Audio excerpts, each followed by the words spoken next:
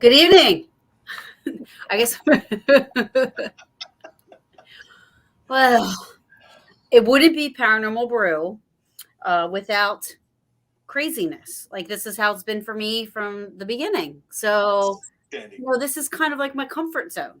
So, for everybody listening in Radio Network land on Paranormal King Radio Network, I'm Taryn, host of Paranormal Brew. Every Wednesdays, 7:30 Eastern Time. Right now, I am still banned from going live on Facebook because I told somebody that their cat was so cute, I would kidnap them, joking.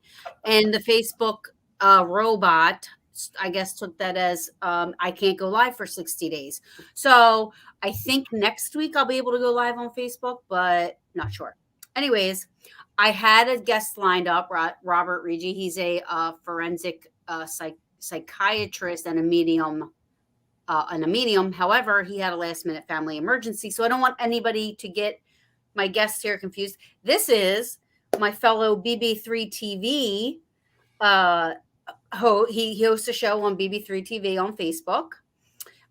This okay, let me see if I was right. The stuff I never learned from a school book. Correct. Yes. Yay! You said And it better than I did the first time.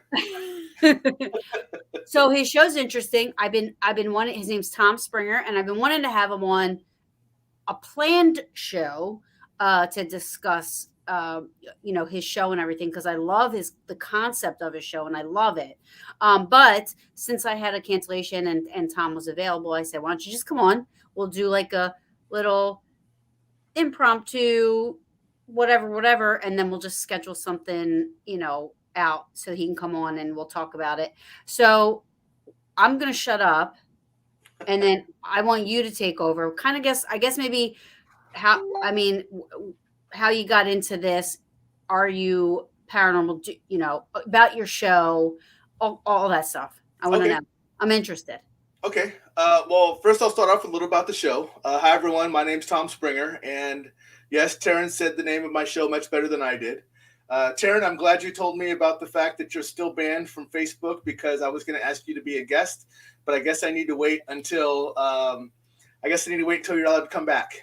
No, I'm not banned from Facebook. I'm just banned Oh, from going live on Facebook. well, okay. So I can bring you on my live and you're fine. Yeah. Oh, outstanding. Good. Yeah. That'll work out. So anyways, my show is actually coming in as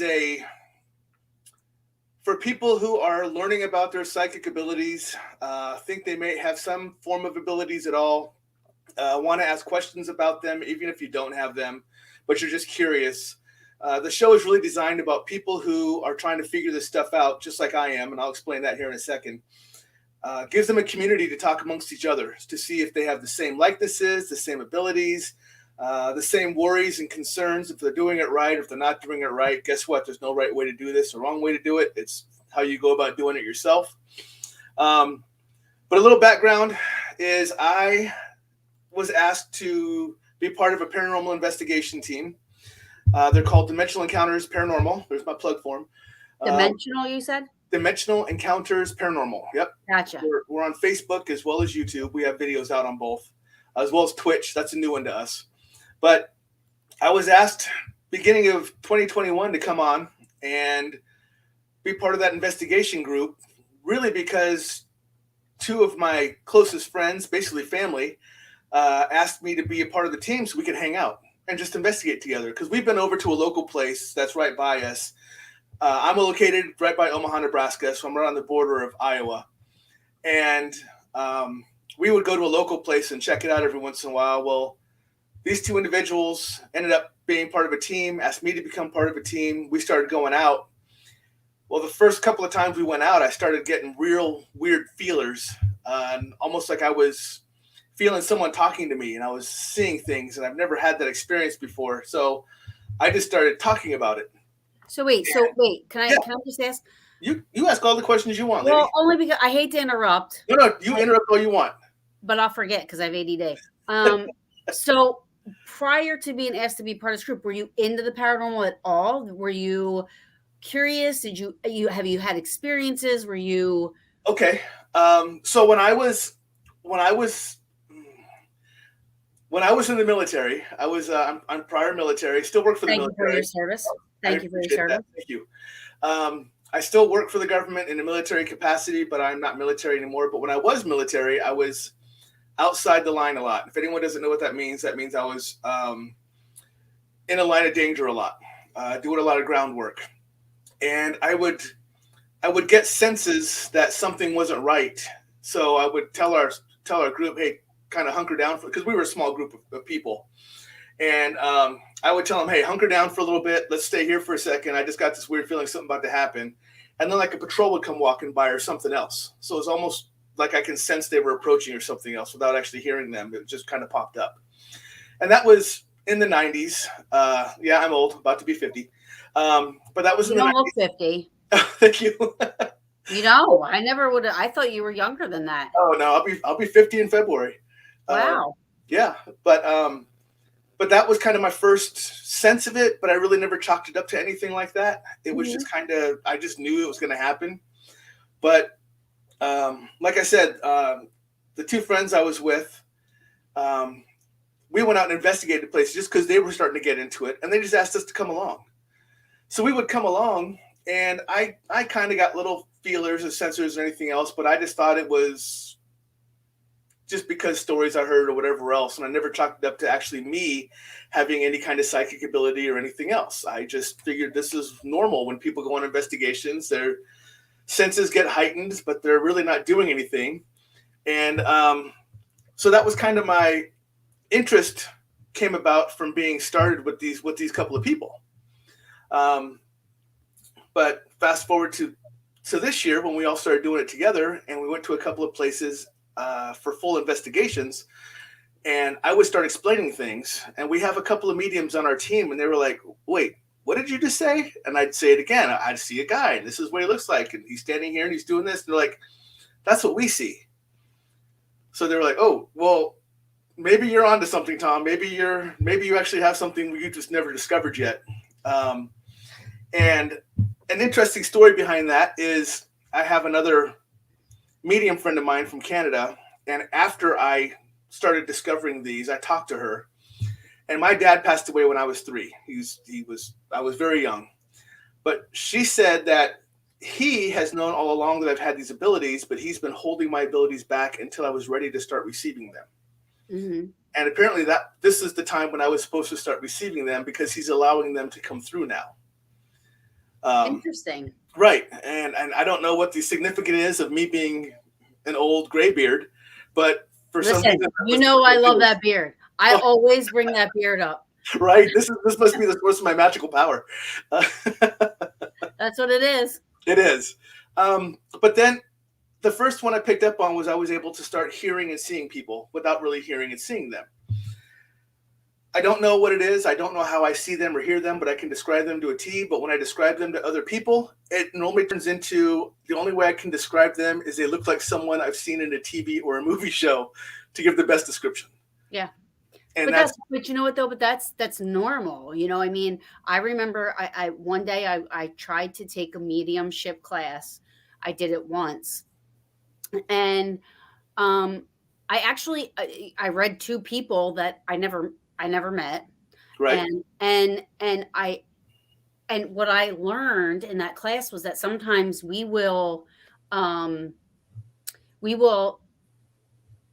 kind of picture things from childhood, or you know, whatever, to be able to relay the message. So like, Right. example, I don't know if I'm explaining right, but this is the example.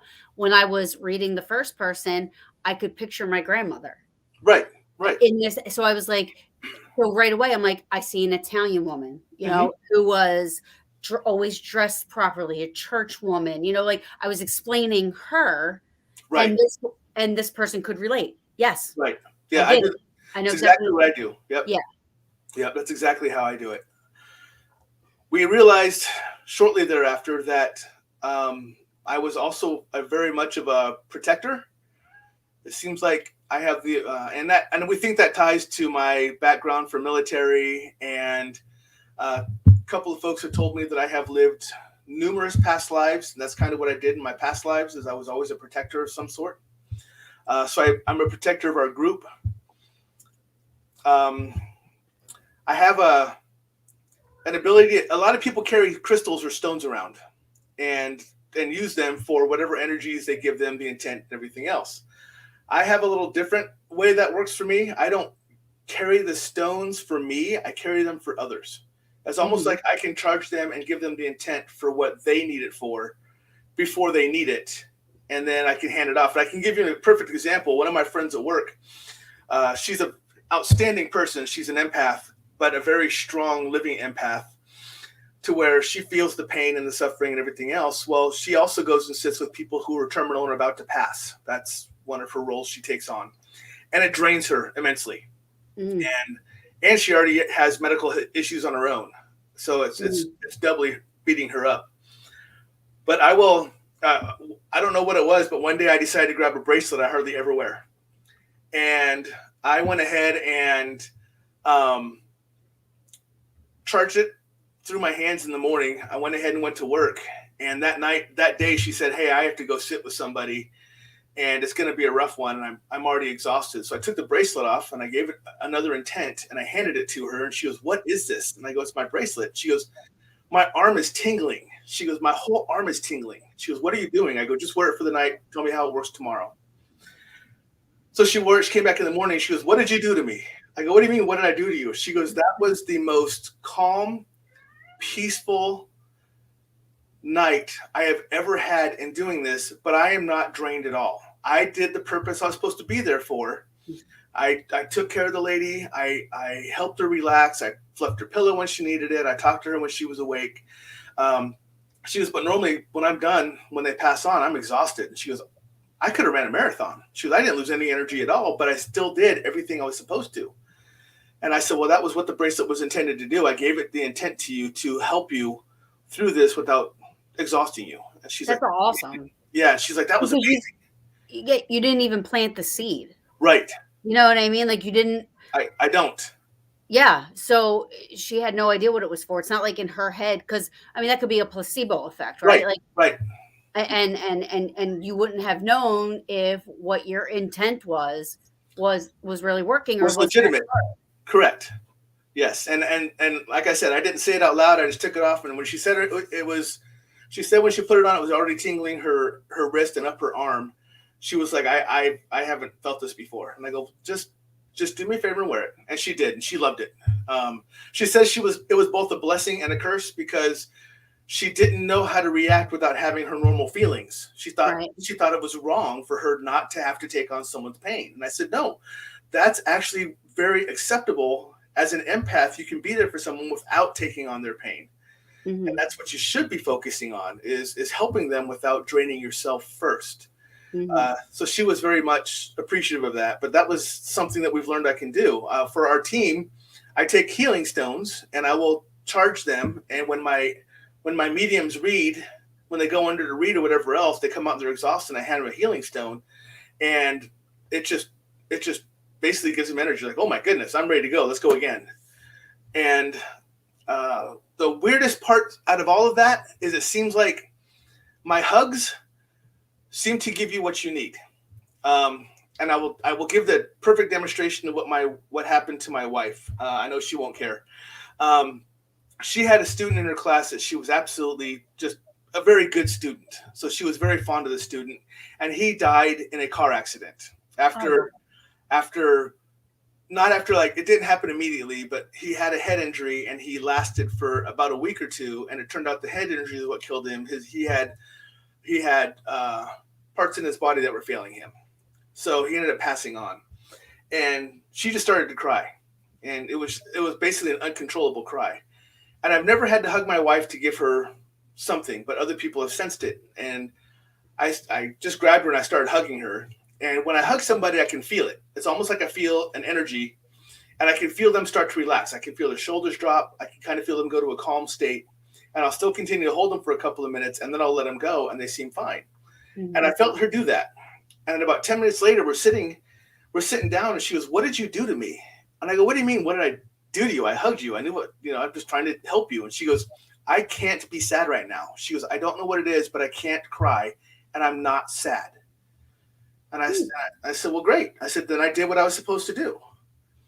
So That's awesome. yeah, and I think I'm being told I'm still learning what I'm supposed to be doing. I've been told that the work I do now with the military is not what I am ultimately supposed to be doing for my life, but Hmm. I'm going to let that keep going because I love what I do, because it allows me to travel and teach others. Because I'm an instructor for the military right now, so it allows me to Well, travel and awesome. I teach. didn't know this. I am probably the biggest patriotic person you'll ever meet. I see that. I've seen the page. I've seen the good mornings every morning. I love every single one of them in the morning. You'll notice that's me clicking the heart. Yep, that's me. I cry every time the national anthem plays. People Me laugh at too. me, make Oh, fun of me me. I too. don't care. Sing along with it. Don't care. Yep. I'm at home during the Super Bowl and I'm telling people to shut up when they're playing it because I want that respect, Yes, to be absolutely. shown. So yeah, that's me in a nutshell too. Yeah. Pretty So adamant thank about you it. so much. Thank you Oh so no, much. I would do it all over again. I had so much fun when I was in. Um, but yeah, that was basically how I started developing what I'm learning now. I just went to a Reiki recently. It's the first time I've ever done a Reiki session about a Did week you ago. have somebody teaching you, or you just kind of I just went for the session so she can try to check to see if my chakras are aligned, if I'm out of balance anywhere. I didn't have anyone teach me as far as my abilities. like so it sounds like when you're talking to other people, as far as your friend, that goes and sits with people, you're Right, telling her, which is true, you have to be able to do this without right, taking this on, right? right. And that's true. So, I mean, So you're asking if people taught me that part of it? yeah, like No, the it's uh, it's um, it's just a feeling. It's almost like I know what to say to them in that Mhm, moment. It's the other night I was doing my show for the first time, as you know, on mhm, Monday night, and one of our other one of our other um, show hosts came on a little bit later, and he was talking about his dad, and I never met his dad at all, but he was talking about stuff, but his it just instantly came to me to say this is what you need to tell him, and it almost felt like it was coming from his dad. So mhm, I think if I'm being told from another source outside of a living source. Uh, mhm. it's almost like a second nature to me, and it seems to be everyone seems to agree it's correct when I talk about it. I still doubt myself quite a few times, so I will ask for confirmation, and they're always like, "You're dead on. This is exactly what you said was correct, and what you're feeling is correct." So I'm learning to not doubt myself as much. I actually went on my first investigation by myself a couple of weeks ago, Mhm. so that was very exciting. Which was where? It was actually it was actually at my boss's daughter's house because Mhm. she felt that there was a bunch of work done in the house and they felt that something was there now, and it turns out there was two individuals. One was a younger male who passed about 1897. His name is Pete, and he was a farmer up where they're at in Iowa, and he got kicked in the head by a mule. The land they live on is farmland. They have horses, they have mules, they have goats and everything else. So he was very comfortable.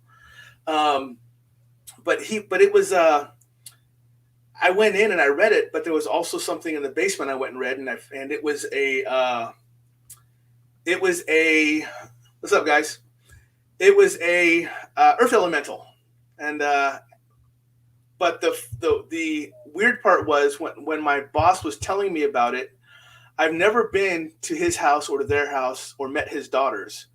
But as he explained to me what was going on, I could see it all perfectly clear. I knew exactly what he was talking about. I knew who the person already was. I already knew there was an elemental in the house. I knew where he was. Just by talking, I can get that imagery too. And so when I went there, I explained it. And um, his other daughter is going to be a guest on my show, Oh, hopefully cool. soon. And um, she wanted to get a reading from one of our friends, one of my actually my next week's guest, Holly. That's Um, next week's ghost. I mixed that up. But my next week's guest, who was Holly, she got a reading from her, and Holly described to a T exactly what I talked about with the house. And the girl was just floored. She was amazed. She's like, "You guys are dead on each other. Have you guys talked about this before?" And we're like, "Nope, never. I didn't even bring up the fact that I did an investigation on my own." It was Right. just so it was so it's more confirmation that I'm not acting like I know what I'm doing anymore. I'm actually learning what I'm doing now. Right. So Well, and the more you trust yourself, I feel right, like the more your abilities, the more the abilities that you have do come out.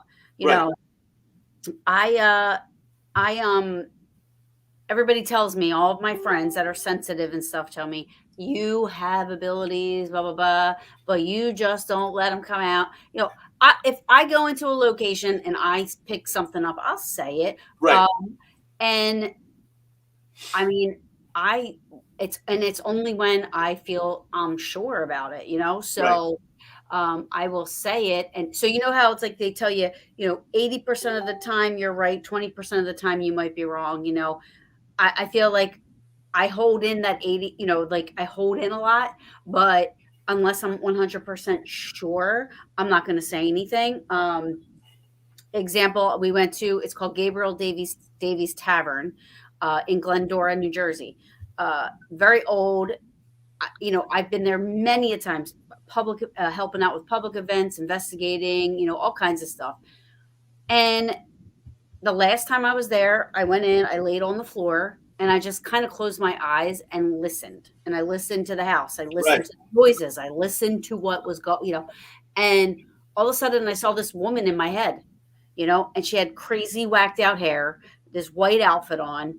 And I was getting the impression like, she was a little bit not all there, and felt left out. Like I was getting all these things coming at me, and then I get this name that started with a Z, which was like a really weird name, you Yeah. know. Easy letter even to start with. Right. So and I said this is her name, and I can't remember at the moment, but and I was there with like 7 people, and later on during the break, I started to walk around. I was looking at stuff. Now, mind you, I've been here a million times, but I never really kind of looked at the artifacts that they found on the Right. property. Yep. They have the artifacts like in the for people that wanted to walk around and tour and stuff. Never Yep. really looked. I never looked at any of them. I was always there at nighttime for an investigation. That's what I was doing. Um, and we were in there, and one of the people I was with said, "Taryn, come here right now." I was like, "What?" She's like, "You're not gonna believe this." I was like, "What?" She shows me, actually, she had it flipped over. On the back of this picture was a description, and it said, "This is the Z word, the Z name, Oh yeah. with her like 12 children and da da da." And she flips it over. The woman had short, gray, crazy, freaked out hair, was Okay. wearing this That's white gonna dress. happen. I was like, oh my God. I'm like, that's who I saw. And that's the first time that I actually in my head saw a person Right. in my head, and then saw confirmation of a picture of this person Right. that was connected with this house. That's crazy. So it's not often that I do. I am clairaudient. I can hear sometimes, where I'll hear answers to questions and stuff like that. But I go into a location, I'm opening up drawers, I'm trying to find a logical reason for what's happening. Yep. You Yep. know, That's us. Come in, yeah, come in skeptical, try to find out first, and then prove it to me. yeah, So, yeah. yep. I have to want to give some shots out. You First of do it. all, Yep. always my Ajing. She's from Indonesia. So just so you know, right now we are being in Indonesia right now. So And it's a she Zheng. Ajing, yes. Hi, Zheng. She's amazing. She joins me, her and her son, hopefully sometimes her son can join, he likes watching, and they love the Civil War history, love the Gettysburg Oh stuff, yeah. and all that.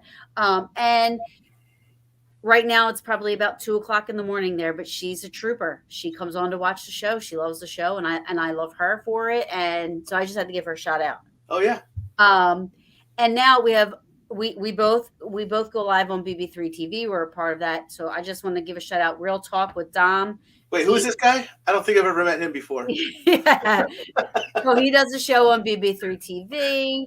We have Adam, the historian ghost hunter. I was actually on Adam's show a couple weeks ago. You can check his show out too. Yep. And then we have this is Tom's World. His show's on BB3 TV always. So like I said, BB3 TV, you can go there. And then let me just say hey to my Paranormal King Radio Network, Ross Raspo. Hello there, dear. He's been checking in and airing our show live on throughout the millions of airwaves that are listening to us. Very nice. Jab. So there we go. And Gambling God. Hi, how are you? Um, and okay. A name So, like Gambling oh, God feels like I should have ran into that person before. Gambling God. I'm a gambler, so it just feels like I should have ran into that person before. So, um, Bill Freeman, who is he runs Selma Mansion in Norristown, which amazing place. Troy, hi Troy. Sorry, just want to say hi to everybody because this was kind of like this like impromptu, thing, and yeah. And hi Dave, how are you? hey, Dave. Thanks for joining us. Not posting on Facebook. I don't know why, but you can. So anyway, so now did you just start doing this show that you're doing? Monday was my first show. Yes.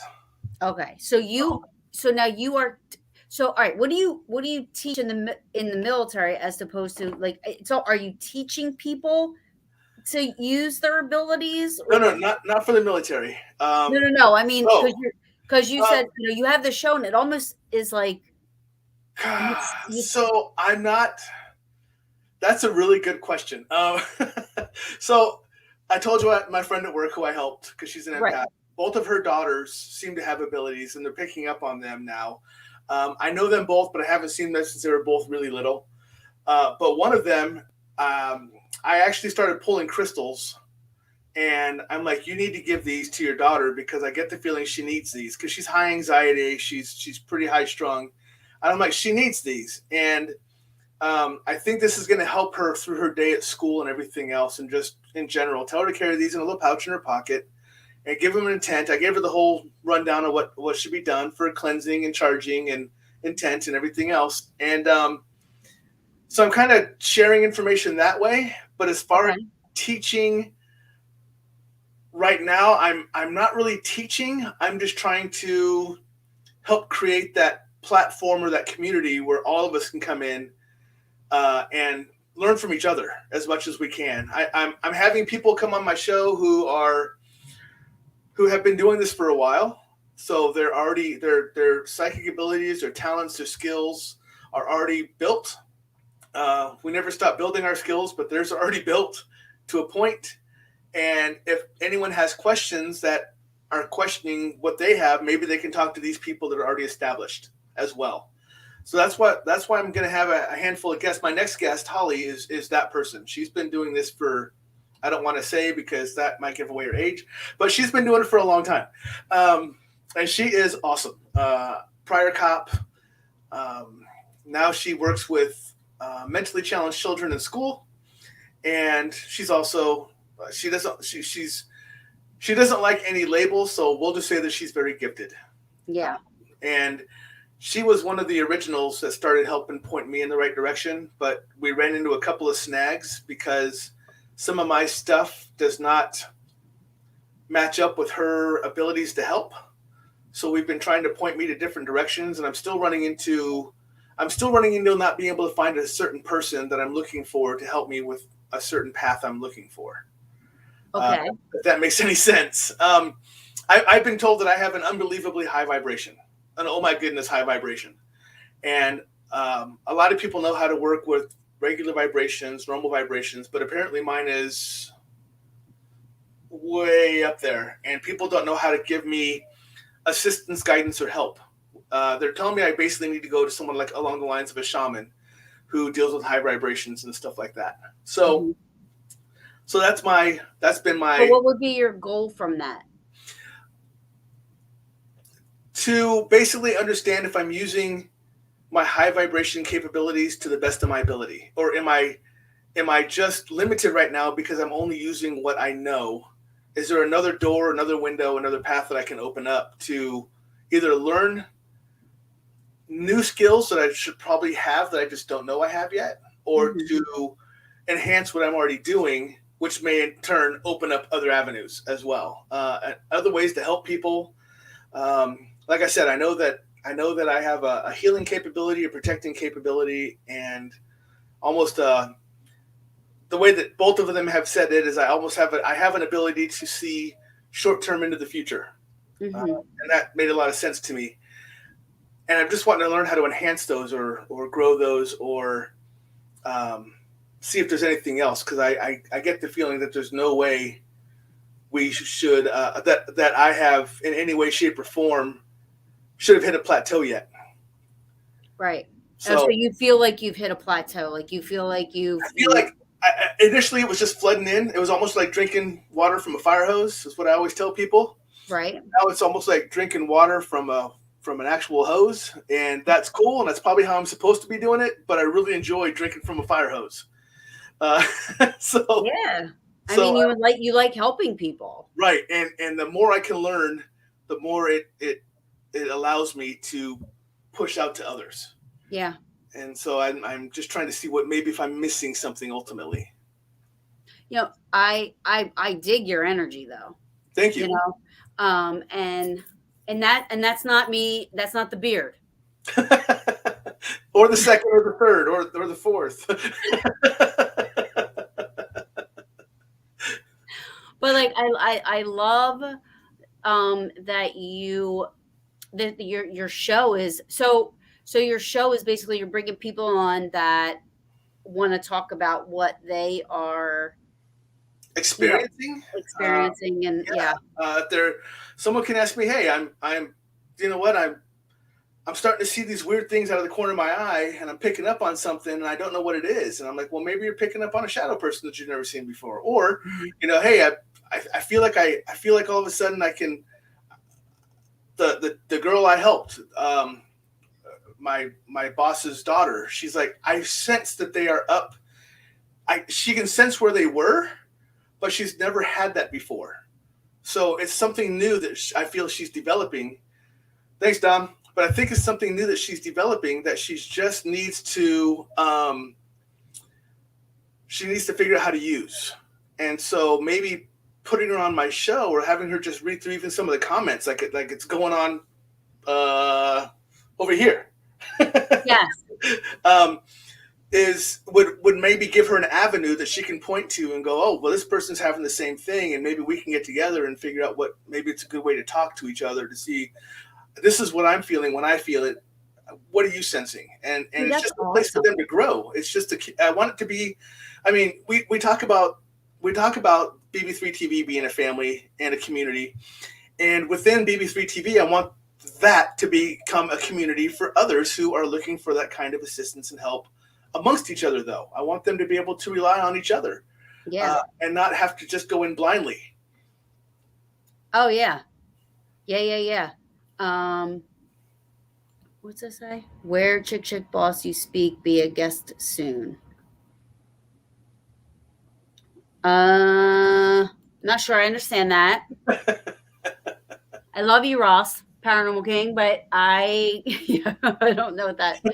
Um, um, so and that's the thing. Like I don't. The biggest thing that I feel, and I hate this. I hate it because I'm like one letter short of PETA, so I'm like PET. You know, I'm such a huge animal advocate Right. that I mean sometimes I hate myself, right? Because I'm like people probably think I'm annoying. Like the other day there was like a bug in our office, and I'm like, don't kill it. Right. And Put it in and your hands and go take it outside. I hate bugs, but I'm like, don't kill it. I don't want Right. to be part of that karma, so you just get it and let's just put it out there. You know, like I don't Right. want to kill it. You know, so I am very sensitive. So when I drive past things that have been killed on the side of the road, Mm-hmm. I instantly start crying, and it's not because of an animal, but I literally these flashes go through my head like what happened literally 30 like not even 30 seconds 10 seconds before they got hit. Right. So it's And I almost it's almost like you have an animal empath to you, or yeah, you have and I an see animal this.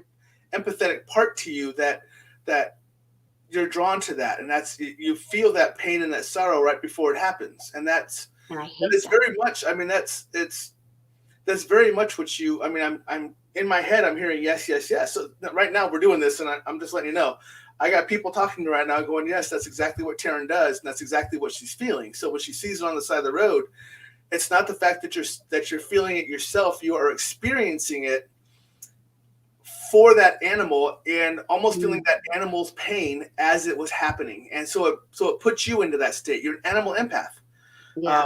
I could tell that when I look at your Facebook pictures. Not that I'm stalking you, just so you know we're friends. Hey, But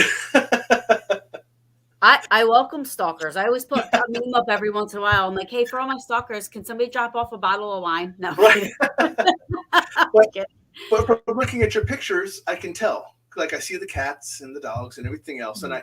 and I can sense that. I know that just by even if you don't say a lot in your words to them, it's the words you use to explain them. It shows Mhm. that you have that empath that you're feeling them, that you're sharing with them, and that's Yeah. what you do. That's what you're doing. So don't hide that. Don't ever doubt that part of you. And I do want to go back to this if it's okay because you mentioned 80% of your time you think you're right, 20% you don't.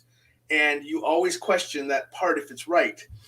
I did that pretty uh I I did am. I did that pretty steadily until about honestly only till about 2 or 3 months ago. I would be in a shop and I would be like, I get something from that person. I really feel like I need to go talk to that person. Um, but I would hesitate or I wouldn't go do it because I just didn't know if it was right or not, if my feeling was correct or not. Mhm. But I've started taking more of those risks, which I guess you can call them, but it turns out more or not they're correct. So I'm learning to act upon my feelings more than just doubt them. And and a perfect example is my friend I told you about who is the empath that goes sits with people. I did not tell anybody at work about this at all, ever. Because it's my work location and I didn't want them to know. But the Right. girl and I have known each other for 18 years. And she and I were just sitting there talking one day, and I told her, I had to tell somebody. So I told her about it. And she goes, oh my God, I'm so glad you told me. Here's what's going on with my two daughters. And it was almost like I had to tell her so she could tell me. It was almost like I was meant to tell her because she needed to talk to somebody, but she didn't know who she could talk to. And Right. just by me opening up that conversation, now she comes to me with everything about this type of stuff. She's like, hey, I got a question. My daughter's doing this. Can you help her kind of point this direction? But without me taking that, what I would consider for me a bold move and step forward and talk to somebody first and initiate that conversation, that would have never have happened. And I'm Mhm. starting to realize I'm doing that a lot more than I used to. Being on BB3 TV, Dom called me and said, "Hey, brother, can you do a show? I think you'd be a good host." And I was like, I really wanted to do it, but I was so hesitant because it's not who I felt I was. I am very comfortable talking to people, but I am, oh my goodness, an introvert. If I Mm. could go hermitize myself up on a mountain somewhere and never see people again, outstanding. Oh, But I'm the total opposite. yeah, see, and I I I come busting in. I want to be like, I'm like, hey, I'm here, everybody, let's party. yeah, and people don't know if I come into a party and when I leave because I'm just bloop, quiet. Most of the times I don't know when I leave because I dip out. I'm like, Right. but they know when I'm But coming. I'm very much the observer. But on the flip side of that, when we talk to people, like at work, one of the guy that brought me in to go investigate with him initially, he calls me the politician because I can talk to anybody and shake hands and hold conversations regardless of what the subject is. Mhm. But I'm not comfortable with it. I may seem like I'm very comfortable with it and I'm learning to get comfortable with it, but is something that I have never been comfortable with my entire life. So when we were out in the field, I was much happier being out in the field than being inside of an office doing work. Right. Yeah, Oh, no, and it's weird. I feel like, even myself, I always find I always say I need a GoPro because I find myself in strange situations with strange people having strange, like, I'll just be in the aisle at the supermarket, and all of a sudden a guy comes rolling down, and because he's in one of the one of the carts right. and stuff, and he's, singing a song, and he's like, "Hey, what kind of bread do you like?" And I'm like, "What? What?" Like, it's just weird, and then it's like, "Yeah, I had a daughter once," and it's like people just, like, start talking to me, and I'm like, "Am I in the Twilight Zone? Like, what is happening?" So that's weird for me too. My people will tell you that for some reason, kids love me. Little kids, they they'll look at me like they'll see me like in a restaurant or something, and they'll stop and they'll look at me and then they'll just smile and then they'll wave. And it's just the randomest thing, but it's kids. But normally, I mean, look at me, mohawk, beard, and a lot of times the kids are sitting there waving at me like, "Hi, Mister," and I'm like, "Hi," and the parents are like, "Nope, nope, not that guy," and which is Right. fine, which is No. fine. Yeah, I mean, Nicole just said people are attracted to empaths, and I That's my, think, that's my wife right there, by the way. "Oh, hi, wifey. So nice to meet you, even though it's through here." But, yeah, I mean, it's I find that too, but I feel like when you are an empath, or you can feel, and you have that ability to feel, somebody else's emotions and stuff like that, you tend to be a little bit more approachable, even though you don't wanna be But what's approachable. but what's weird is I don't feel myself as an empath Oh, I don't either. at all. But it's almost like I don't know what it is. It's almost like there's an external attraction that brings. I don't know if I mean, I'm halfway to Santa Claus. I don't know what it is, but It's your uh, dad. or either that or like kids I just have think a it's your sense dad. about something. Yeah, but Well, there's think about just it. You were told that, right, at one point, like, okay, he passed, and then it was like, you're getting these abilities when he feels you're ready, right. I think your dad, the connection you have with him, I think, and this isn't, I'm not, I don't, I'm not, Oh no, no, this is just my opinion. I'm not like, you you, know, you do what you do, lady. yeah, this is my opinion. I'm not, but I think that, he's helping you. He's kind of being that link, if you will. An example, uh, when I was into this and I was part of a group and everything like this, like, years ago, I started dating somebody who never had anything to do with the paranormal, didn't watch shows, had nothing to do with it, had no idea. Right. And, just by me Hmm. being that connection to that side of the world, or that Right. side of things, or whatever, wherever this is, that other dimension, if you will, I mean, he went from nothing to, it'd be like going from kindergarten to, you know a senior in high school. I mean, he Right. was actually seeing full bodied apparitions, Right. and I don't even see full bodied apparitions. I'm like, what the heck, it was explained to me at the time that I was that kind of that That link. conduit. Yes, thank Yes. you. Yes. So I think your dad, is helping you with that, and I think that's. And that was so. There's a couple things that have been told to me, and that was not only have I lived numerous lives that it just kind of comes natural to me now, Mhm. um, but and that's what I'm being told. I'm learning at a kindergarten, like I'm learning from a kindergarten setting because this is all new to me, but I have the abilities of someone who's been doing it for lifetimes, which is most likely true. I'm just having to relearn what I already know. And it's I think that's why it's actually more like drinking through a fire hose because I've done it so many times. Mhm. That, like for instance, if you've seen, there are some people with psychic abilities or mediums or whatever, and they have to take a couple of minutes to prep themselves, to open up, to be able to read, and then afterwards they take a couple of minutes to shut themselves down and kind of get everything out of their head and lock it down and everything else. I don't do that. I don't have to. When I walk in, if I want to be open, there is no preparation for me. I'm just like, I'm open. And Mhm. when I go, I'm closed, it closes. And the what was told to me was because I've done this in so many different lifetimes that it's second nature to me that I don't need to take that time to open and to close like some people do. It's just natural to me, which is which was just told to me by during the Reiki session. So it was kind of cool because I never knew why that happened. But Oh, yeah. Yeah. Um, Betsy Williams, she says hi. She's in Vegas right now at that big, huge. I wanted to go to that big, huge Paracon, but maybe next year. I didn't even know about it till really late. yeah, Um, so here's a very good.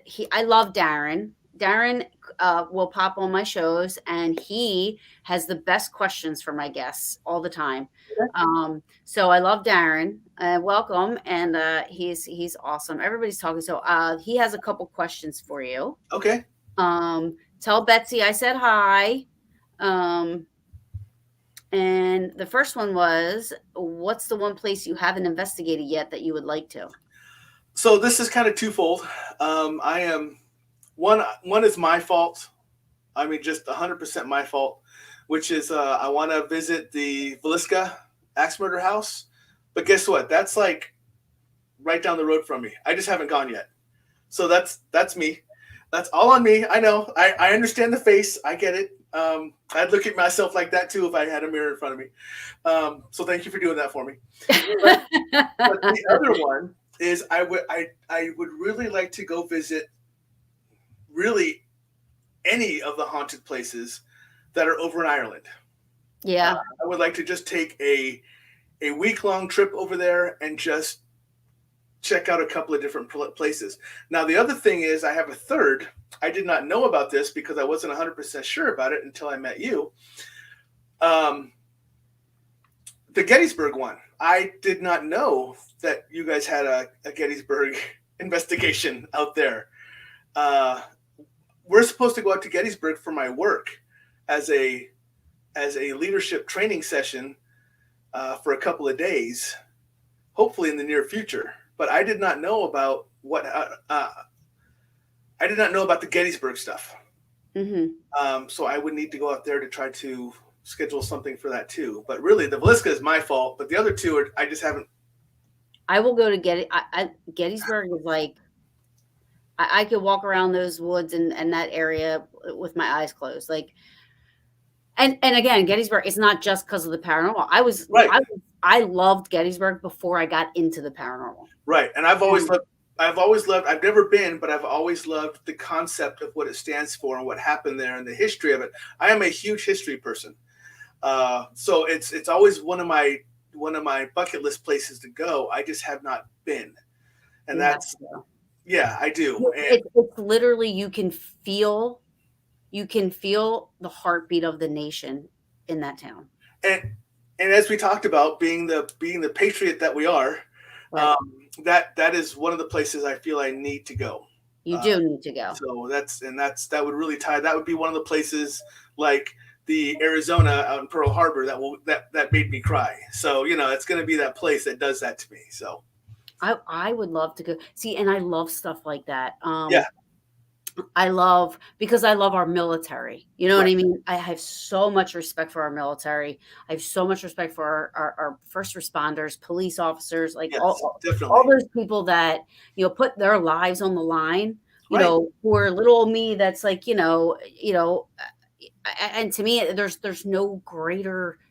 Those are heroes to me, not the ones, that play football and not the ones that are, Right. on TV and Right. not, When I it's watch TV and I see someone do a sport play and they call that a gutsy play, that word frustrates me. Or that was a heroic move. That frustrates me. No, you are not entitled to those words. You Mhm. get paid to do that, and that's what you grew up doing. And Right. granted, the first responders get paid to do what they do too, but guess what? They're not dunking a basketball or running 75 yards for a touchdown. They're pulling people out of cars or burning houses or just saving people on a daily basis. Even if you're not saving their lives, you're saving them in some way, shape, or form Even if it's something as simple as trying to get a kid off the street who's in the wrong direction and you're trying to help him get in the right direction. That I is a hero. I think about 9/11, right? Right. All these people are running away from these buildings, and you got firefighters, police officers, you know, like all these people running towards the buildings who have families, who Right. have that are 30 years old, have their whole lives in front, Yep. and they don't even think about that. They're just Yeah. That's programmed to that that's was that was our military team. We ran towards the firefights. There was no reason. Everyone else can run away, but we're going to go do our job. If there's gunfire, we're going to go make sure that gunfire stops. yeah. So I mean, that to me is there's just no greater person on this earth. yeah, You know, and there are bad apples in every profession. I know, you know, they're hating, you know, They're the people ones that hate make on the police officers because they think cops are, you know, racist and this and that, you know, not to get into all that, all but right, but they're the ones who make the papers.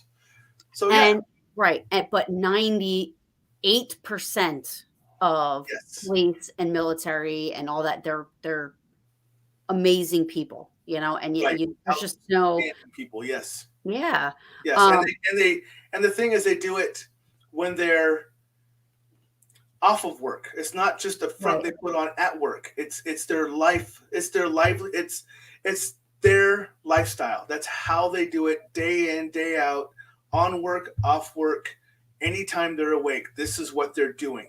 This is almost like a calling, and right. this is how they want to. This is how they want to live their lives. Is helping others. Yeah. And you know, and having that background, like I'm in the medical field, you know, you were in the Right. military. You know, there's people that I've investigated with that were like engineers and um uh you know, doctors even. Mm-hmm. Don Molnar, Haunted MD. I mean, he's a great guest for you to have on. I mean, Okay.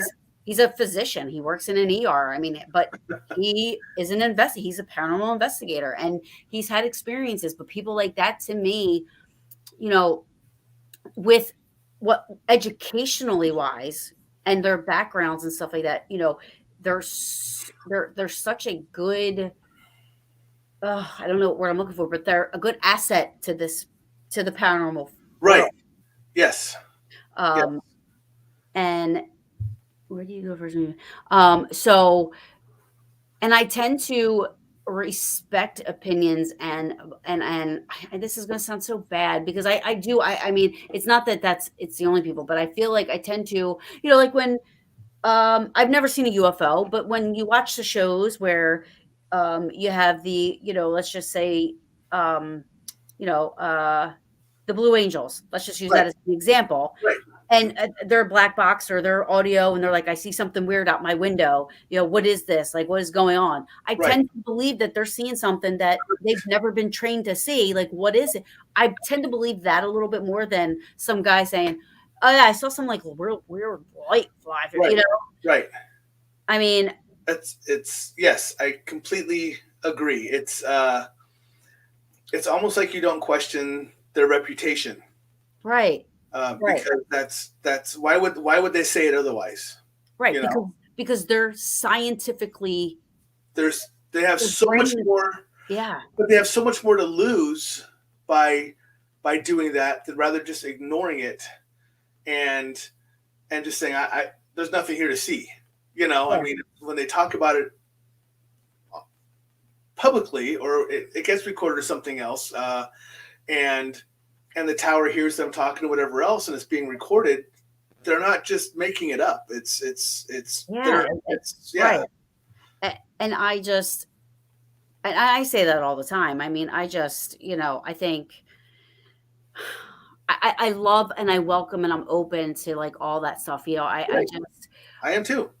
yeah, I've never had any experiences with anything else other than ghosty type, you know, stuff Right.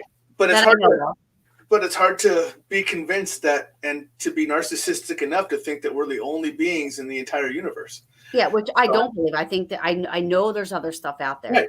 Um, I just haven't experienced it yet, you know? I don't think so. Us as human, we put labels on everything. So who Right. knows? Maybe what I am talking to is an alien. I don't know. You Right. know? I mean, who knows? Right. I mean, you know, Right.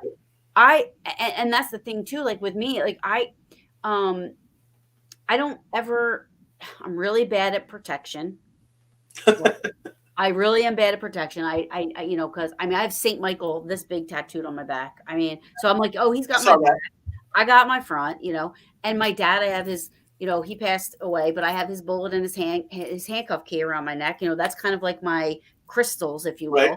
Um, so and I just Excuse kind me. of I go with it, and then I don't I don't try to uh, connect with anybody or anything. Sometimes I'll be, and it's always the weirdest things. I was at I was went to my accountant who was doing my taxes, and he's sitting there and he's telling me about my taxes, and this is what we're doing, and all of a sudden I start hearing this name, Barry, Barry, Barry. This Yeah. woman saying Barry, and I'm trying to listen to him, and it's getting louder, and I'm like, oh my god, like I have to say something. He's Right. fucking nuts. He's gonna be like, "You sure you don't have any medical claims out Why there?" aren't you hearing this with me? So I said, I'm like, "Okay, Craig, I'm sorry. This is gonna sound crazy to you, I know, but I'm hearing there's a woman that wants me to say the name Barry." And he's like, "Really?" I said, "Yeah. I know it sounds crazy." He's like, "No." And I was like, "What?" And he's like, "My my aunt just passed away, and I'm very close with her son, whose name is Barry." Oh, And I said, "Oh, okay." okay. As soon as that happened, I didn't hear it.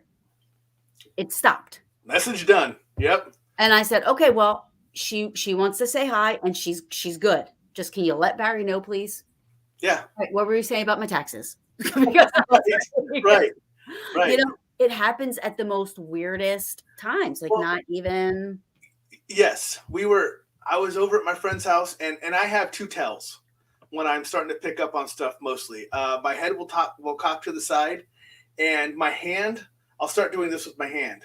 I'll just start rubbing and my head will cock, and I'll kind of get I'm listening to you talk, but I kind of go into a glazed stare because I'm also hearing another voice or something is about to happen as well. It's kind of my triggers, and so when I'm doing that, I was over at the friend's house and we're just having a normal conversation. All of a sudden, I stop and I start leaning, and he's like, "What? What are you picking up on?"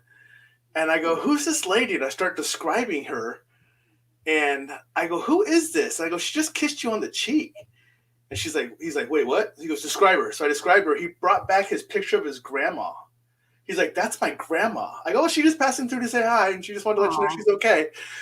But it was just, yeah, dead conversation. I mean, we're just in the middle of the conversation. All of a sudden, it was like, you know, Yeah, no, that's awesome. No, yeah, that's and that's what just happens, yeah. random, yeah, And it's weird. I mean, like it could either happen with somebody that I know or just a total random person that I'm right, talking to, and all of a sudden, and sometimes it's not even like I'm thinking about that's what I'm doing. Like I went to Camden County College one day or for a couple of days to check it out as I was trying to get back into going to school and stuff.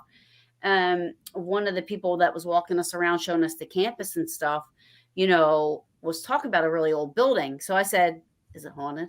That was my question. right. And she's like, "Actually, there are rumors." And I said, "Really?" I said, "Well, is there any way we can get in there?" So she goes, "Well, what do you do?" And then we started talking, and she's like, we were talking about having a course that kind of touched on this subject, and this and that, Right. and I was like, "Oh yeah." And she goes, "So what is it that you do?" And I'm like, "Well," and I exactly what I'm saying to you. Like it doesn't happen on. You're like, I could be sitting here talking to you, and I could say, Rosa is coming through, and she's wearing like this dress with red flowers on it, and she stopped. She like turned white, right? She's like, that's my grandmother. Like her name is Rosa. She was buried in a white dress with roses on it. Nice. I was like, "Really?" She's like she's like, "Yeah." She's like, I'm good. I get it." Like, it freaked her out, Right. I Right. didn't mean to do it. It just Right. kinda It came was just out. that was just the description you were using. It just happens to be what you were supposed to tell her. Yep. Yeah. Yeah. Yeah. So Crazy. yeah. There's a couple questions, and I told them I was going to get to these Okay. questions. So Darren had a good one. Hold on, as he always does. He always has good questions. I love it. This is a good one. On an investigation, do you like using yourself more than equipment? So our team uses both. I prefer I prefer to use myself because I feel like I'm more accurate.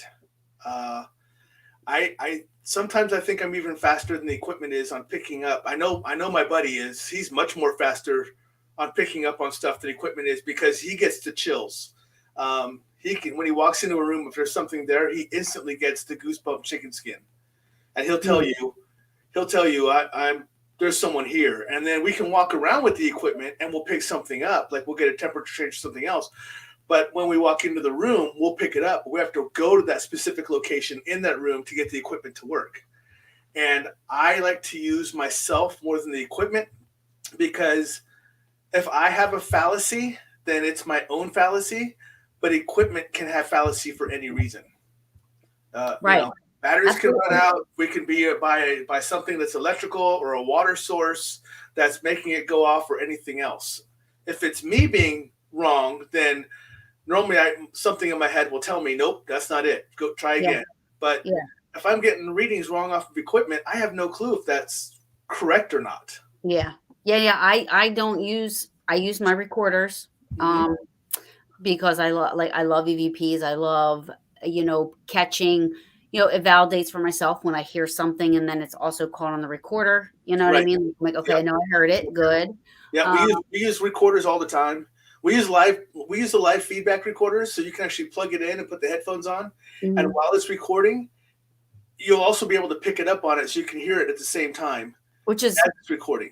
which is So great yeah, because I wish I had that stuff a long time ago. I mean, I had a right. real time recorder. It broke, so but I mean, There's a really nice Olympus one out there for like 40, $50 right now. I'm telling you. really, Yeah.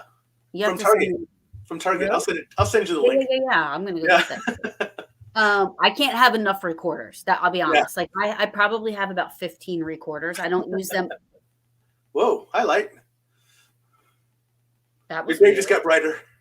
My light just got I saw brighter. that. Yeah, I saw the lightness. I just saw it kick Oh up for yeah, you. and that's not even. It's not one of those dimmers. It's literally an old ass lamp that I have because I don't have one of those lights to put around. Right. So I use a lamp. Yeah. Literally, look at this. You're gonna laugh at my setup. I'm so ghetto. I can't believe I'm actually showing people this. But there's my setup. Okay. Well, hey, hold on. That's mine. So that was interesting. But anyways, I will use recorders, Right. and I'm not a fan of all the other stuff. I'm not a fan of the man-made stuff. I'm not a fan of spirit boxes because they use radio waves, and for me, there's just too much room for it to be something man natural. Right. Like Yeah. Yeah. and that's everybody's interpretation. What you hear coming through that stuff could be something different, and I mean, granted, there have been times where, I've heard stuff, that people have shared with me that, where they got like direct responses and stuff like that, from a question or Right. got, but still, is it coincidence? Right. Is it what I Yeah. mean, Yeah. We use a lot of um, like video cameras, and we use a lot of the audio. But we do use on different occasions, like the spirit boxes and stuff like that. But it really depends on the feeling for us. If we already know we're getting interaction with something, and it's already coming through, or it just seems like it needs to come through stronger, but it just doesn't have the ability yet, we'll open up the spirit boxes and something like that to try to give it another form to use. But it really comes down to if we've already been feeling it first, yeah, before we'll open up something like that, or caught a voice on our recorders or something yeah. else. Um, So Darren, he got on late. He said he was Christmas shopping, I but saw that. Hope you bought me um, something nice. yeah. Um, so he says, "What's the one object?" I can answer this crap. What's the one object in the world you never want to be haunted? And I'm gonna go say I dolls. See, and man, that's a good one for me. Dolls and I don't really mind anything being haunted. I I don't don't want dolls to be haunted. F that. If I saw some doll walking up in my, I would literally, I would die. see, and They scare me already though, so that's why. see, and that's so I'm going to chalk this up just to being stupid, but I'm too dumb to know any better to be afraid. I'm not afraid of anything that we've ever found. So I'm just too dumb to know any better. So if I saw it, I'm like, totally cool. Totally cool. So It would freak me out, and maybe it's because of Poltergeist with the whole clown thing in the beginning. I don't know where it comes from, but like clowns and dolls, and yeah. they just freak me. They creep me out. Yeah, I'm that one person in our show in our team when we go to investigations where we walk around and people kind of get that, oh, I don't want to walk in there. I don't have that. I'm the one who always busts the doors, and they're so like, there's a portal there. Cool, let's go check it out. I want to see what's up in the portal. And they're like, you're an idiot. And I'm like, well, yeah, look at me. I mean, I look like this without drinking. Imagine if I drank. Holy cow. So, but yeah, I'm that one that busts through the doors and just wants to talk and see what's in there and everything else. And I don't really have a sense of stopping until it's too late. So Yeah, no, I'm not me. I mean, I'm not when I go to a location, I'm not afraid to walk in anywhere. right. The only times that I have issues, maybe it would be at night in New Jersey, in the Pine Barrens. I kind of tend to stay away from that Yeah. because it's, not people wise. I'm more afraid of the people than I Right. am anything else. And I can understand that. I'm more wary of the people than I am spirit. So that's for Right. sure. I mean, the spirit's going to come up to me. They're going to come up to me. Sometimes I don't want people coming up to me. And as much as I love Michael Myers, he's my favorite villain. I would never want him to really exist. Yes. The ones that they try to kill to keep coming back, those are the ones who are like, wait, I understand you want to make a sequel, but really that guy should have been dead. Yeah, like 1,000 times. Right. So he's a walking haunted item, is what he is. Yeah. Somebody had asked me earlier, Gambling God, where do you go first when you visit Gettysburg Paranormal Brew? So I go, and the first thing I usually do, honestly, my good friends Pam and Steve Barry, they own Gettysburg Ghost Exchange, and I usually will go there first to see them and say hi. And after that, I will go through the park and just kind of drive around, walk around town. I do whatever. I go there by myself. I've been there a few times. I've gone for a week by myself, and I love it. I love it. But Little Round Top, Sunset, that's my shit. Because as Adam said earlier, I'm obsessed with Joshua Chamberlain, which I really am. I believe that if there's such thing as a past life, that I was his wifey or something. I just love him. I love him. Yeah. But all right, so there's that. There was another question for you. Okay. What are your views on doppelgangers and mimic spirits? I've never heard of mimic spirits, but I have heard of doppelgangers. So I believe in them, and I will tell you that I do not believe that I have ever dealt with a doppelganger or a mimic, but my wife has, and it's when she was younger. And I won't tell the whole story, but it involved the Ouija board and a lack of experience. And she thought she was talking to her friend upstairs, and then she ended up going downstairs, and her friend was downstairs. And she goes, "How did you get down here? Because I just saw you upstairs." So it kind of freaked them out. Wow, that's cool. Yes. So I mean, I think that's cool because I wasn't there. I don't know how I would respond if I was there. But they did not respond well. Apparently, it was a little scary. But but personally, I have not dealt with a doppelganger or a mimic. but I do believe in them. I believe it is possible. I believe it is.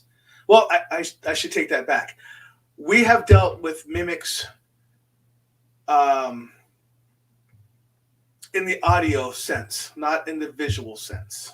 So we have dealt with mimics who have used someone else's voice before, but not an Now, how actual. did you determine that? How did you determine it really wasn't the person saying something on the audio? Because the person was with us. Oh, okay. So So I you mean, don't. if the Okay. person's sitting right next to me and I hear his voice come through, and I'm like, uh, "You're not a ventriloquist. This isn't how stuff happens." Then I know it's a mimic. Right. Um, Ajing, this is a good question because I was actually going to bring this up. So that's weird that you brought this up and asked this question. Have you ever had a premonition about someone's death or imminent natural event? If ever, how to overcome your feelings not to tell anybody? That's a great question, and I am very much torn on that one because the answer is yes. I have had to deal with this before. Um, should have been one of my first inclinations that I had something because it was actually one of my teammates when I was out in the field.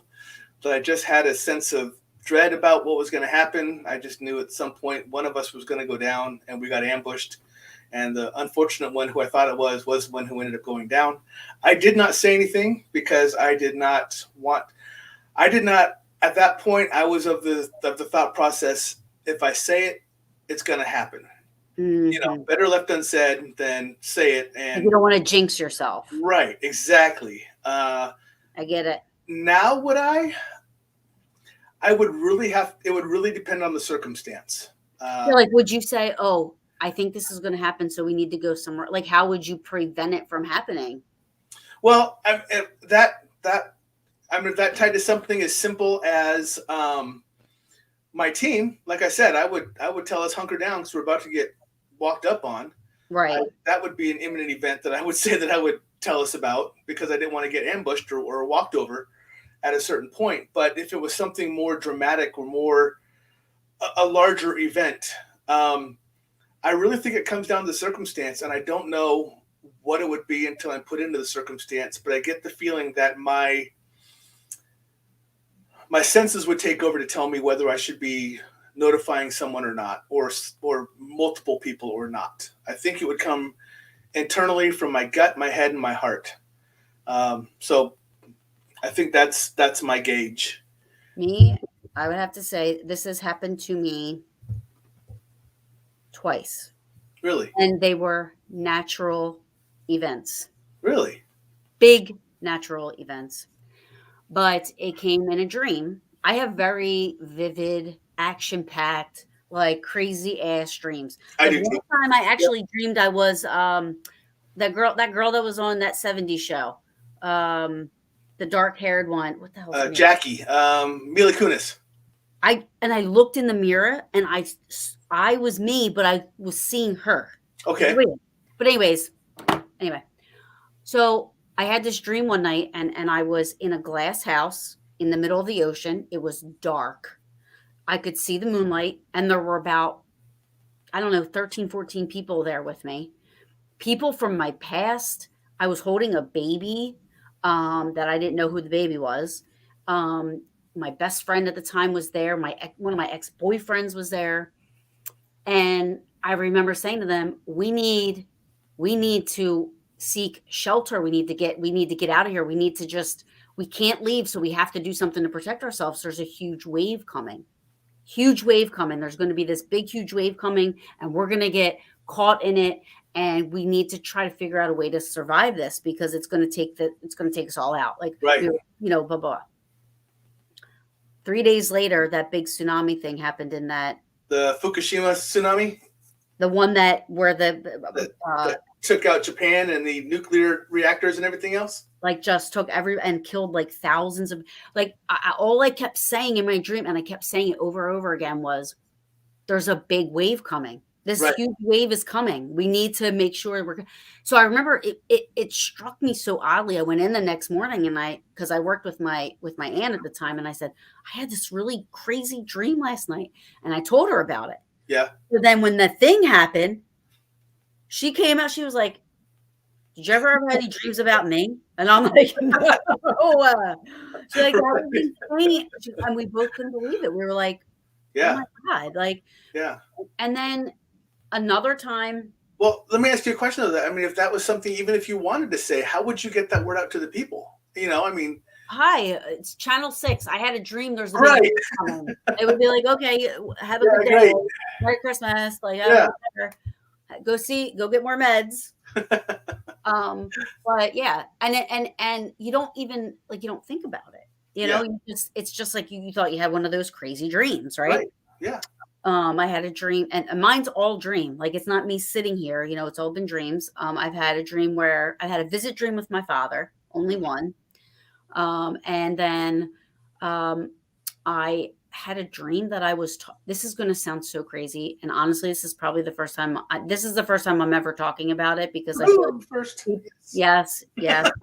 Because I think people would think I was crazy, but in my dream, I was talking to God, and it was actually in the middle of me dying. So I was in a place with almost, if you will, a Niagara Falls type of a place where Okay. the mountains are on both sides and it's huge, and I was falling. And Mm. I said, "Please give me a sign that heaven exists, that you exist. Give me a sign." He's like, "I can't give you a sign. You have to have faith. You have to believe." Right. And I said, "But I need a sign. I need a sign." And I was like freaking as I'm falling to my death. And I'm thinking in my head, like as I'm falling to my death, and I wake up and I was like, "Well, he was talking to me. Right. Why would Right. I have just believed it?" You know Right. what I mean? Right. Um, and then I had a dream. And now this is the other natural disaster thing where, and maybe this was my own interpretation of it. I don't know. Excuse me. Um, I'll hurry up and say this quickly, but one was now I live in Mount Ephraim, New Jersey. Mount Ephraim, New Jersey is like this. No, New Jersey, knock on wood, thankfully, we don't have a lot of natural disasters. Right. We don't. I mean, we don't have tsunamis. We don't have You get snow. tornadoes. We don't have, we have them, but we don't. It's never anything that devastating that you see across the country. Right. Thankfully. Yeah. I go to sleep and I had a dream. I was in my brother's house, who also lives in Mount Ephraim, and I looked out his back window and I saw a tornado, and I'm like, "There's a tornado coming." I'm like, "What the heck?" I'm like, "We got to." Blah, blah, blah. 2 days later, a tornado touches down in the town of Mount Ephraim. Oh, geez. Like, what are the odds? Never. I mean, it just doesn't happen, right? So the so And the then prayer happens. I had a dream, and now this is odd, but I can only think that it only feels right that's what I dreamt about, even though it didn't come across that way at first. I was at my old job, and I was walking around the back. It had a huge backyard out the back, and I was walking around. I was putting golf pins, white golf pins, right in the Okay. in on the ground, and I made this big huge with these golf pins, and it wasn't a lot. And I was just talking to my old boss. I was like, "Yeah, yeah," and I'm putting these pins in. And I put the pins in, and I was like, "You need to step back," right? And as he stepped back, the earth just started sliding down, just started like everything, everywhere where I put the pins, it was Yeah. almost like it was like this thing, and everything just 2 days later, that huge mudslide in California was taking everybody out. Right? I Yeah. mean, it's stuff like that I dream about, but you don't think at the time. Like I'm like, I Right. had a crazy dream. My Just a boyfriend's always dream. Yeah. my boyfriend's like, "Thank God." He's like, "Your brain doesn't stop. Right. You're like going when you're sleeping, you're going when you're awake." Right. Right. Yeah. But That's crazy. it is. And then Yeah. the only other crazy ass dream I had, and I had talked about this once before on my show, but I had a dream that I try to stay away from anything the negative side of this stuff. But I had a dream that I was battling a demon. And Mm. in my dream, I saw this thing, and I was protecting a family. I was in their house, and I had two kids under me, and there was a woman behind me, and I fought this thing. I don't know Yeah. how I fought it. I don't know how I beat it, but I did. And I said to them, "Listen, you're safe now. I have to go to the next house." They went to the next house. Well, yeah. Woke up, and I am not kidding you. When I woke up, I felt like I had been in a tough man competition because even walking, like I say this because it's weird because even when I work out, I don't feel this, but like as I'm walking, my chest muscles were hurting. My Mm, boobs were hurting, my right, arms, my legs, my feet, everything was so sore. right. Like I had actually wrestled with something. And that's the only time that's ever Yeah, happened to me, but it that's freaked me out. But I can't explain it. For no, 3 days, I walked around that in pain, sore. I didn't have any bruises. I didn't have any bruises or anything, but my whole body. I wasn't right, sick. I didn't have a fever. I felt okay. It was just everything felt like I had worked out for like 72 hours straight. right. And then I woke up one day and it was all gone. It didn't like It get can better. gradually fade. Yeah. It just I woke up and I was oh, hold on, man down. Oh man, I don't even know why this happened. that's like a foul right there too. I mean, I don't drink, and that's like a foul right there. So But anyways, so yeah, so I see what as Jane bringing that up. I mean, right, mine's just have been dreams and yeah. I will tell you, and I can't get rid of this dream in my head. It's not a premonition. It's not anything else, and people are going to think I'm crazy. But and I'm okay with that because I probably am. But I've had this dream, and it's been months now that it's been stuck in my head, and it is like I just dreamt it, and it is. It is. I am out in space. I'm in black stars, everything else, and I am looking at this huge, large black. It looks like square on the bottom, square on the sides, but on the top it's a fortress, and it's huge in front of me. And there's a couple more, two or three of them that are spaced out, but they're further away. And then at that time when I'm looking at it, I get this huge blue arc of light that basically rips the fabric of the sky and comes towards me, and then I wake up. hmm, And I've had interpretation that that's Archangel Michael is with me. He's my protector. So the blue arc was him protecting me from the fortress that was there, hmm, which very well could have been. But it stays with me because I want to know what was that fortress. right, Why was it there? And why was there three or four of them that were just out in space randomly? And what brought that blue arc on that felt like it needed to protect me? right. So it's just one that runs through my head. Like I said, it's nothing that ties with what Ajang said or anything else, but it's just one that stays with me. And I was like, oh, what is this dream about? And Yeah. I've asked numerous people, and everyone else is like, dude, I got no idea. That's your own problem right there. So Hey, well, at least it's Michael. yeah, yeah. I believe he's one of my I don't know, guides, I guess. I mean, I feel very I'm sure a lot of people feel that though. I mean, a lot of people feel that Saint Michael. I mean, the police officers use the Saint Michael Yep. prayer. I mean, it just he's it, I- he's I guess he is a protection piece for me. You know what I mean? Like I Right. just feel very connected with Saint Michael and Saint Francis. And I mean, I I had a miracle happen, which is why I believe in the saints and the archangels so much. As I Saint Francis, who is this, the saint of animals, Mm-hmm. my Zeus, who passed last November, but this was probably I don't know 5-6 years ago. We had a scare. I mean, I took him to the vet because he was limping, and I saw this with my own eyes, the X-ray. There was a mass going through the back of his leg. Oh, okay. Almost through it. Right. My vet's showing me, and he goes, "This is what's going to happen." He goes, "Best case, Zeus is going to lose a leg. They lose a leg. Yeah. It's going to go through."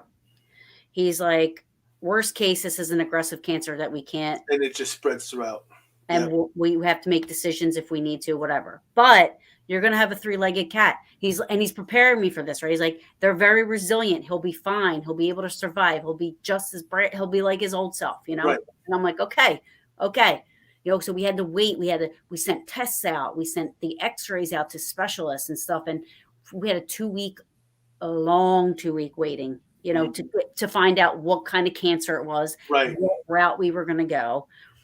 And he was acting different. I mean, he was, I would sleep with him in the living room because he'd sleep with me every night, but he wasn't. Right. So I would grab his paw because somebody said, pray to St. Francis. I said, okay, you know, and at that point I didn't pray. I, you know, wasn't into that stuff. So anyway, I would grab his paw and I would say the St. Francis prayer. And I would say about 5 times, you know, I'd close my eyes and I said, come on, Bear, let's say it, you know, and I would say it Right. every night we would do it before we fell asleep. And then my vet calls me after the 2 weeks. And mind you, I've been crying for like 2 weeks. I'm like, I don't even know. And not crying around him because I don't want him to, you know. Right. I mean, it was just a nightmare for 2 weeks. So he calls me and he's like, are you sitting down? I'm like, oh, this motherfucker's going to tell me that I got to kill my cat. Like, you know, I'm like, oh Right. my God. Right. He's like, everything that has come back from the specialist, from the blood work, after we've had this conversation, he's like, he has osteomyelitis. I was like, what? He's like, yeah, it's a bone infection. It's not cancer. I said, but I saw. Right. You saw it come through. I know. In my 30 years of practicing medicine for animals, he's like, I've never seen anything like this. He's like, I know what cancer looks like in animals. I've seen it. I see it every day. He's like, I treat it every day. He's like, that's cancer. I don't know how this happened. We did another x-ray. It wasn't there. Huh. That's crazy. And he said to me, he's like, it's a miracle. He's like, it literally is a miracle. And I said, oh my God, I was like praying to St. Francis. I mean, I was, you know, and I was, so I mean, like to me was a miracle. Right. And I feel like, well, that was part of your family. I mean, that's not just a pet, that's part of your family. So that was my son. Yes. He was my son. But to me, that was a miracle. I have to believe that that's why that happened. Right. You know, it was because I was praying to St. Francis. I mean, he answered our prayers. Yeah. Yeah. So, I tell people I'm a walking miracle because of what I did for a living before. I've been shot twice, been stabbed numerous times, and I'm sitting here on your show. So wow. So yeah. You're like 50 Cent. 50 Cent was shot like 9 times. Yeah, I was shot twice. I think. I don't know. I'm the one standing, so yeah. So Darren again. Yep. And then I'll let you go. Oh, like I said, I'm on your time. So question, have you ever done a tarot reading for a spirit? If so, how did it go? I don't know, but I don't know anybody that's ever done it for a spirit. I know they do them for people, for themselves or for other people. Yeah. Mm-hmm. I don't. Someone in my group does tarot. Actually, 2 people in my group do tarot, but I don't do tarot. I get readings for myself, but I don't actually give readings to others. So I don't have a good answer for that one. Yeah, I don't either. Outside of the reading it for myself, you know, someone giving me a reading to make sure I'm safe or whatever I'm asking for, specifically, because a lot of the tarots, the couple of times I've done tarot, they've been specific for something in my life that I've been asking about. But yeah, as far as I don't do tarot card readings for anybody.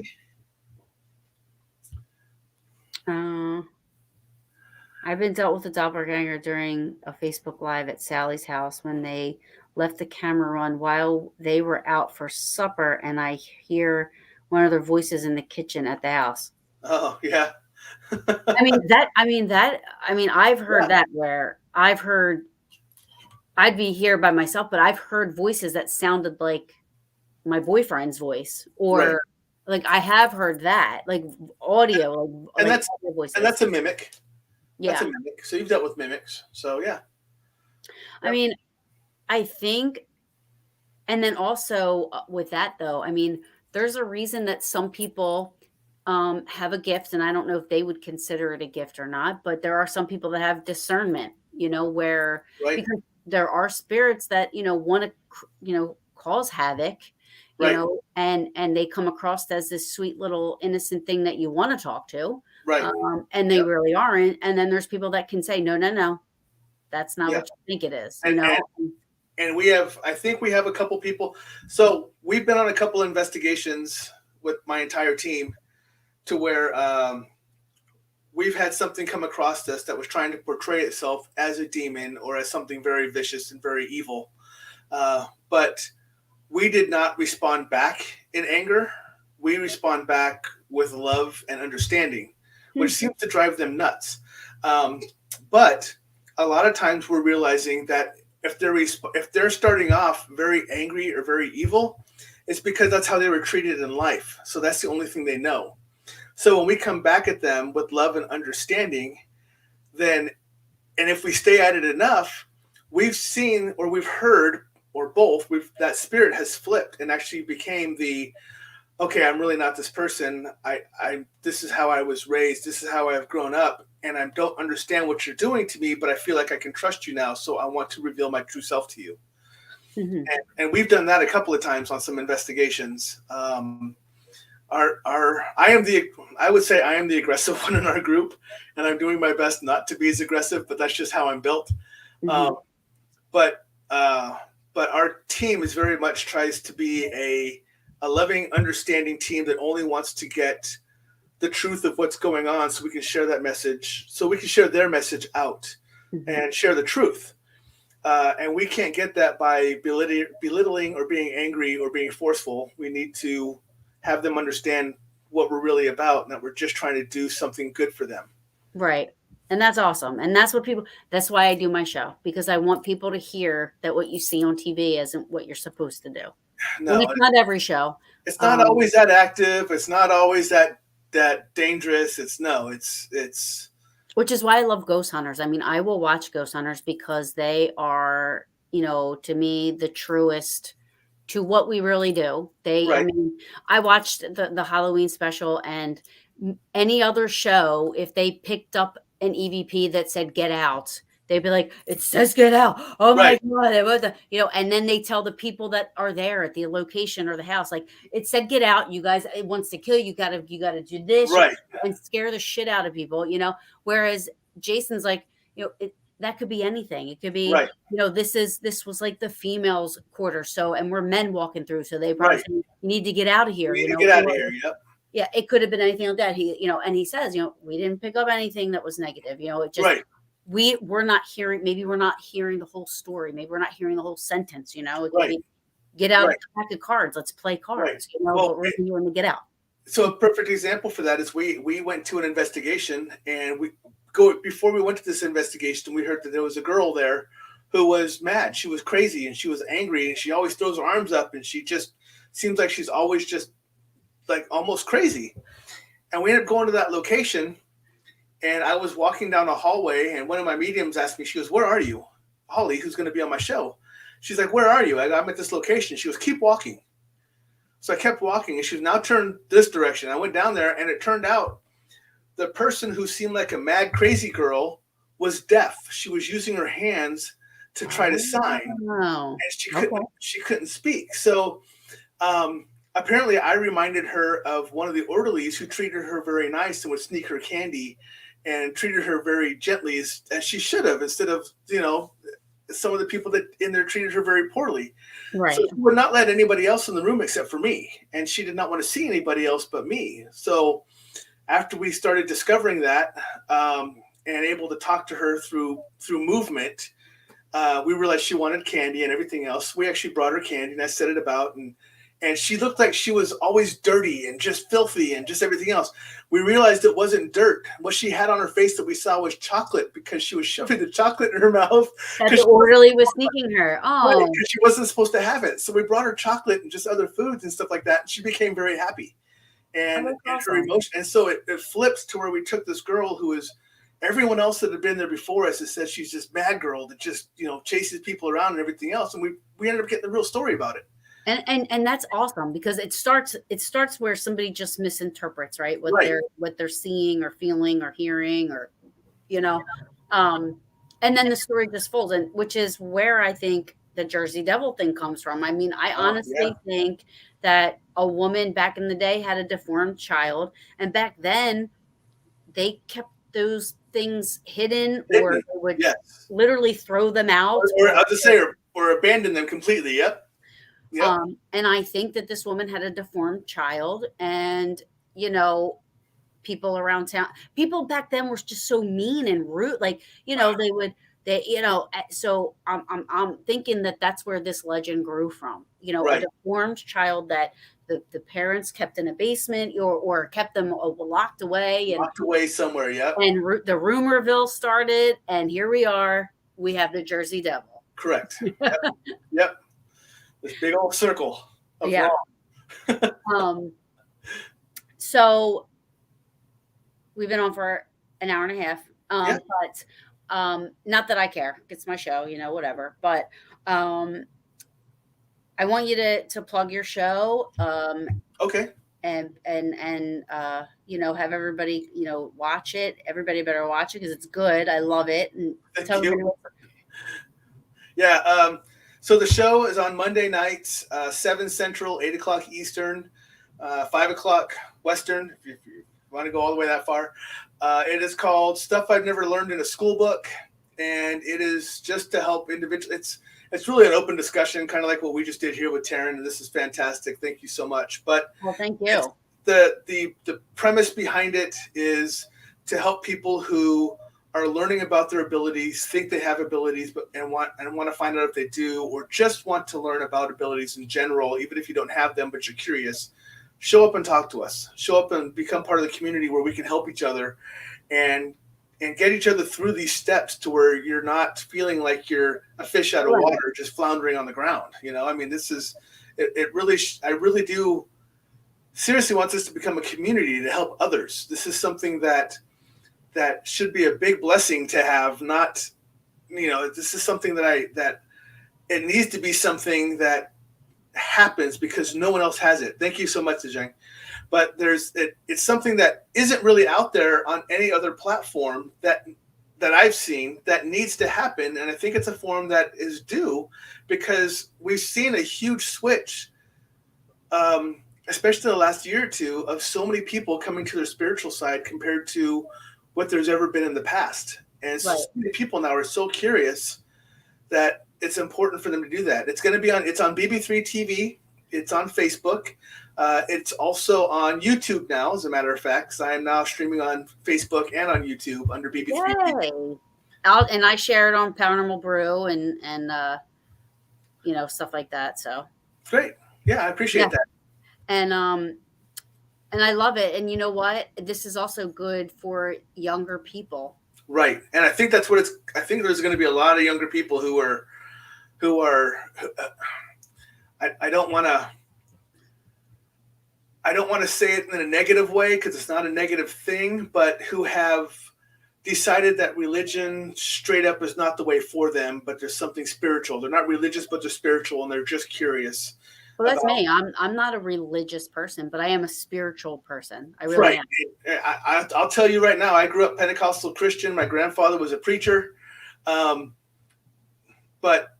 in my own mind, I am very spiritual, because I think all the different religions that are out there all branch from one single religion that just branched off into its own different sects. And because each one has a different rule, Right. So but the base of them all seem to all have the same base. Right. So you all come back to, no matter what it looks like, you believe in a higher power. Correct. And no matter what it looks like, no matter what it, Right. And I really think that the spiritual side of everybody is waking up more than it has in the past. So this is just an outlet for them to discover maybe they're tied to something spiritually. And the show, I think, is going to help others connect to that. Mm-hmm. Even if you show up and you're like, you know what, I'm just curious about what some of these people are saying, and I don't know if I'm spiritual. I don't know if I have any psychic abilities or I'm an empath or anything else. And you have questions about it, come on and ask. If I don't have the answer, I have an oh my goodness plethora of people at my disposal who I can ask and get back to you with. Absolutely. So it's not a dead end if you come onto my show and you don't get an answer right away. It's just a pause in the situation until I can get you an answer. Yeah. So I mean, and sometimes it's, excuse me. Ugh, keep not it you. your bedtime. I Not know. you. No way. No. I'm up in, I mean, you see, I'm up until Oh, like I 3, know. 4 o'clock in the morning. I'm up. Right. I know. But I look at my phone and I'm like, why is she still up? And I go, wait, why am I still up? But yeah, so I think it's awesome that you're doing it. I absolutely love the premise behind your show. I mean, because there's really, I mean, I don't know of another show that does that. And like I said, for younger people, like younger people Right. that maybe are experiencing things and going through things and they don't know, somebody that's 12, 13, my friend's 2 daughters, I think they're 14 and 18 or something like that. And they're, and it's a 14-year-old that we think has more abilities. So I'm gearing towards her as anywhere from, like I said, and I'm new and I'm about to be 50. So 12 to 99, I don't care. There is no age limit on my show. It's if you're coming into it, you're coming into it. I just moved to a new house. So many phenomena here. Well, okay, let me just say something. Like, roaches are my number one most biggest phobia, and I'm not even kidding you. Like, I turn white, pale, sweat. I'm so afraid of them, and I don't know why. So I shouldn't tell you that was one of my main staples when I was out in the field was cockroaches. Oh, I can't even say the word. Like, I literally, like, I have chills right now. But anyways, like the roaches died by itself, and one was stuck in the wood and the door. That's just crazy. Wow. Be happy they died, because they're supposedly can survive a nuclear bomb. And I mean, a Jing, that is a crazy, not crazy meaning I don't believe you, but that's right. It's an oddity. Yeah. And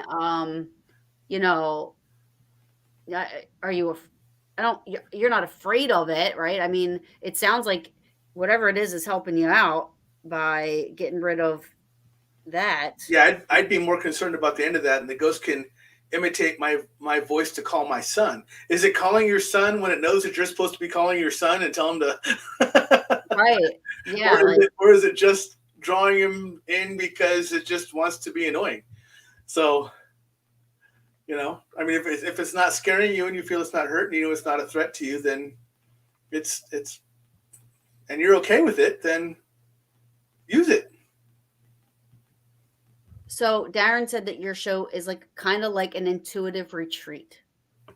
Good call. That is a good. That is a great. You know what, Darren? I might steal that from you. I guess it's not stealing if I tell you, so I may procure that from you. Yeah, you got to give them street cred. But I will. I say Darren says this. Yeah. So I mean, it always comes with a name when I steal someone's saying. I always attach a name to it. So. And then Ajing says it's weird, but I'm just trying to adapt to the ghost. Yeah, I mean, if they're not a danger, you don't feel they're a threat, it's something that you can cohabitate with and you're comfortable with, you can talk to them. Let them know they're there. They'll respond, they'll answer, they'll let you know that they hear you. And there's a lot of ghosts that live with people in their houses that people completely accept because they're not a danger, they're not a threat. They're just there because either they're familiar with the territory, the area, they lived there when they were alive, or a family member, or a family member, or it could even be something that your I guess the best way to say it is your essence is a comfort to them, that they like being with you. That's the girl's house who has Pete. He did not live on that property, but he went to that property because the house and the people that live there are such a comfort that's where he lives now.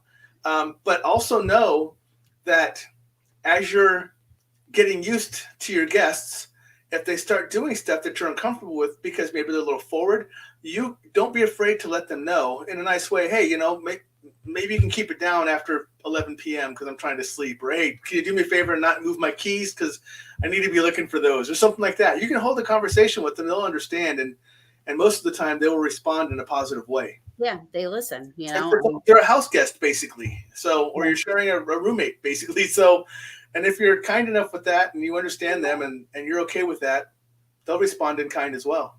Yeah, absolutely. Well, Kelly McCarville. I don't know about that one. I don't know that either. Mm-mm.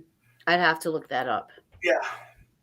Um, Tom, I thank you so much. Like, I wanted to do this anyway, but like, I didn't mean for it to be like, hey. Oh, it's no, I appreciate it. I'm happy I was able to come on. This is great because that I already have you lined up.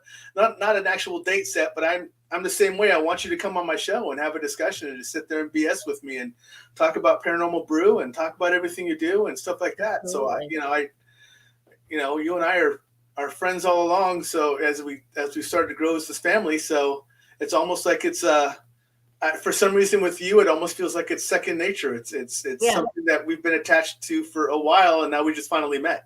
Yeah, absolutely. Yeah, it's weird, and I believe in that too. I feel like, you just, there are some people where I actually repel, like absolutely we repel. Yes. It's like I'm that same way. And then there's some people I feel like I've known forever. Yeah, and it seems like the people that you reject and that you kind of have that odd. It's instant. It's not. Right. It's not like a first impression. It's even before they make the first impression. You have that feeling of, this is not a person I can deal with, or like, we're not gonna. Correct. I say it all, like, we're gonna bump heads. I can't do it. Yep. It's it, and whatever it is, but I do feel that right away. But then I do feel like, even like your face just looks so familiar to me. Like, I feel like I've known you forever. Like, so. Yeah, I seem to have that. I don't know what it is. A lot of people, man, I feel like I've known you forever, and I don't know what it is. I don't know if it's just an aura I put off or whatever it is, but it seems to happen a lot. Like I said, my buddy called me the politician because I could shake hands and talk to absolutely anybody, and it seemed like anyone I did that with wanted to talk. Right. So my boyfriend says I never meet a stranger. He makes fun of me because I go in somewhere and I just make friends. Right. Yeah. And another thing I get all the time, a lot, is people will tell me I look exactly like somebody they know. Right. Yeah. I don't get that too much. I get that all the time. I'm not sure how many people are walking around with the gray beard and the mohawk, but yeah, I don't really get that too much. Yeah, no, I get it all the time. Crazy. I'm like, there's a lot of me's walking around, and that's dangerous. Well, that goes way back up to the top over here when we talked about doppelgangers. Yeah. Or Multiplicity. Remember that movie? Right. I wish I could do that. I'm like, okay, now you paint my room while I'm at work. Yep. You got laundry duty. You got dishes. Yeah. Thank you, Dave. Thanks, Dave. Appreciate it. All right, awesome. I'm gonna let you go. Okay. Thank you so much. Oh, you're more than welcome. Anytime. Yeah. Yes, and obviously I'll be talking to you because we're on BB3 TV chat and everything like that. But thank you so much. Thank you to Wifey for letting me steal you for a little bit to come on and tell her. Somebody's checking in late. Hey, Taryn. Hi, Tom. Living Histories, Mysteries. Hey. So go on YouTube and find Tom on YouTube and BB3 TV on Facebook and all that stuff. And I'm sure he'll be on again, and I'll be on his show. And correct. You'll see us plenty more times on each other's shows. Awesome. Thank you so much, Tom. I love you. I want to hug you. Much love. Hugs back. So, I'll see you. All right. Bye, lady. All right. Good night, everybody. I'll see you next week. I have Ron Murphy coming on next week to talk about some Christmas ghosty stuff. Good night, everyone. Thank you.